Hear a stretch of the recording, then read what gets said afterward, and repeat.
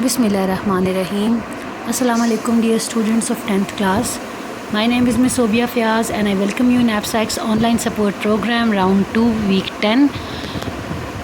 And the course content of today's lecture are unit 4, that is the first we will continue, then essay writing on first aid, articles and unseen comprehension of exercise 5 and 6. I hope you have read unit number 4 or previous lectures. One on unit number 4 first aid, we have done the exercise, we have done the readings. I hope that you have understood the words and meanings that are given in the lecture.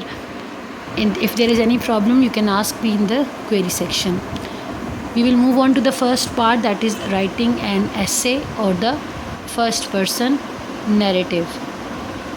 Here is a page from your book.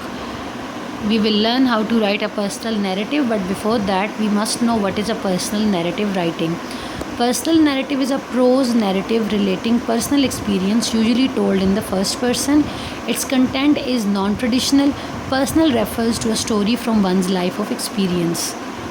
I hope that you have understood that personal narrative writing means that you have to write your own experience from your personal life. When in the examination you are asked to write a paragraph or two about your experience, that paragraph can be of different kinds, but you should write it from your personal life.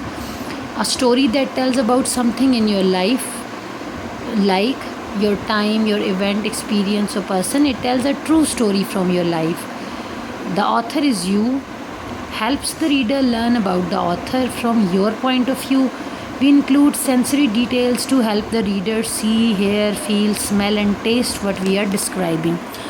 For example, the examiner has asked you to write a scene at the railway station.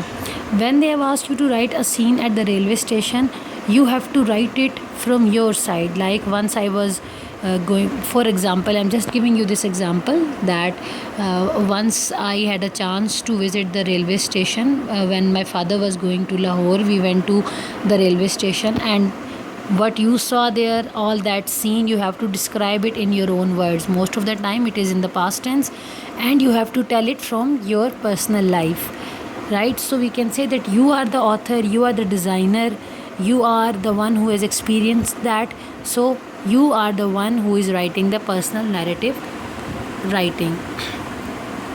Here is a sample of personal writing. Keep an eye on the sky. The name is Keep an Eye on the Sky, and it has 5 paragraphs, and the writer is telling everything about himself. The writer sets the scene and makes the reader want to read more. The writer in the second paragraph, the writer describes a problem he or she faced, and in the end the writer gives details to help the reader from a picture of the events. The writer gives his or her narrative a title. The writer describes an experience that happened to him or her. The writer describes his or her feeling about the situation. The writer describes the events in the order in which they happened. The writer ends his or her story by sharing what he or she learned from this experience. So you also have to write it in the same pattern. Personal writing essay, personal narrative essay writing. First of all, there is the opening. It is again a kind of you can say a sketch, or you can say the outline how you have to write an narrative essay. It is often said that many people claim that you can start your opening. There are a few options that how can you start your essay. Here is the opening, some examples. Then there is introducing points. Again, some sentences have been given to you how you can start your introducing points. Then there is presenting ideas and giving examples. How to start these lines, again some hints are given to you. Expressing results and reasons, again some examples are given to you how you can start this paragraph. Then contrasting opinions, and in the end there is the concluding lines. So you can make use of these examples before writing an essay. The written work of this part is write an effective personal narrative in past tense by including choice of time period, clear statement of personality traits at that time and significant details of the incident. Use internet to search what is structure and features of personal narrative writing. Textbook page 49. In your textbook page on page number 49, the topic is given. You have to find it from the net and you have to write a personal narrative. Then part A and B to be done in notebooks, or you can do it on your loose sheets from your textbook. Now let's move on to the second portion of the today's lecture, that is articles. First of all, we will do the definition of articles, then we will learn the types of articles with examples. There are two types, definite article and indefinite articles. As you can see that article has two types, definite articles and indefinite articles. First of all, we will do the definition of article. What article is? An article is a word that modifies or describes the noun. It is used before the noun to show whether it refers to something specific or not. So in a way, articles can also be described as a type of adjective, as they also tell us something about the noun like adjectives. There are two types of articles in the English language. They are indefinite article, that is a and definite article like the. Definite article. Definite means to be clear, exact or obvious about something. It is called definite because it is used in relation to a particular thing or person. The is the definite article in English, which is used to refer to particular nouns, the identities of which are known. The definite article indicates that the noun is specific. The speaker talks about a particular thing. For example, the dog attacked me and ran away. I'll pick you up at the airport. We spent all day at the beach. I really enjoyed the book I've just finished reading. Do you like the other kids in your class? As you can see, the usage of the definite article. Definite article, the speaking cards. It is difficult for you to live without the computer. You use the definite article with the inventions, with the names of the inventions. As you can see the examples, it is difficult for you to live without the computer. How often do you serve what is the top song on the radio now? Then you use them with superlative. What was the best day in your life? Who is the tallest in your family? What is the worst thing you've ever eaten? Then it is also used before the unique objects and people. How old is the president of your country? Do you think the world is in danger? Is the sun shining brightly now? And then it is used before the groups of people. Should people help the homeless? Are the famous happy? What are the rich afraid of? It is also used before the double comparatives. Do you agree that the more you eat, the thinner you get? The more you earn, the more you spend. The more you travel, the more you learn. Countries with plural names, like have you ever been to the Bahamas? Do you know anyone who is from the Philippines? Would you like to travel to the Maldives?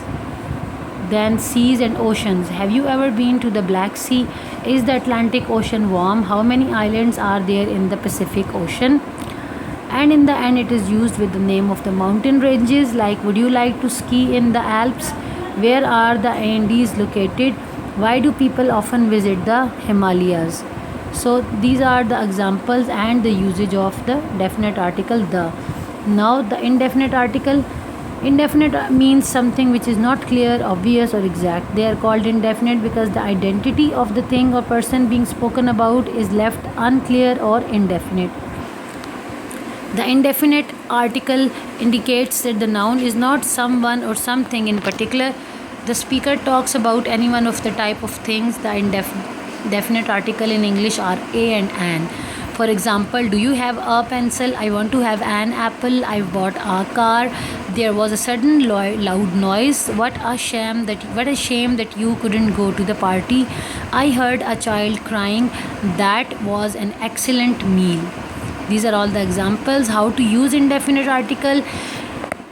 Before doing that, you should know the kind of alphabets. Alphabets are divided into two groups, vowels and consonants.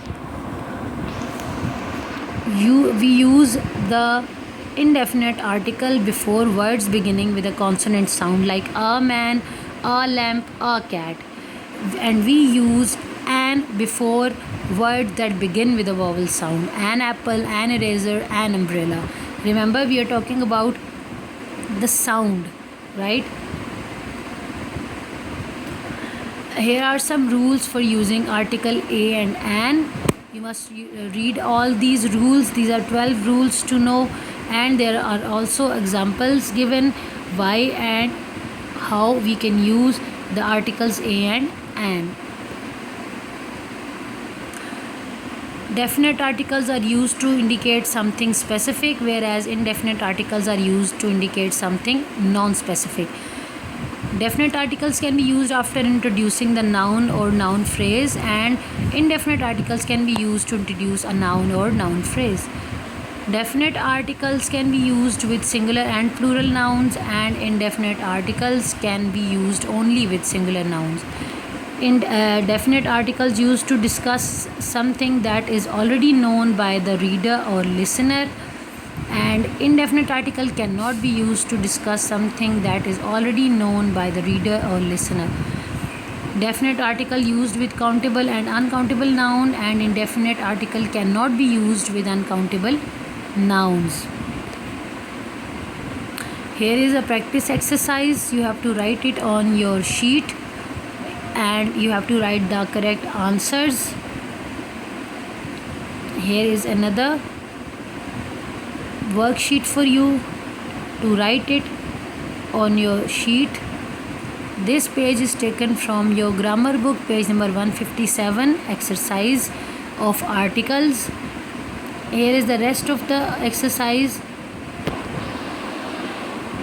You have to do this exercise on your sheet. This exercise and these two exercises, practice exercises of article. Read explanation examples from grammar book to revise what is an article, what is a definite article, what is an indefinite article. There is also a link given in the lecture, in the slides. These links are to be opened by you. You should watch these videos by sabak.pk and to learn definite and indefinite article, their explanation with examples. Here is another exercise. Actually, it is a part of the same exercise. This exercise, half part is here and half of the part is on this page, page number 157. You have to learn these exercises and you have to write them on the sheets. You have to do the written practice of exercises taken from Simple English Grammar or from the suggested website. Do given practice exercises given on previous slides on loose sheets, and also the exercise that is given on page number 157.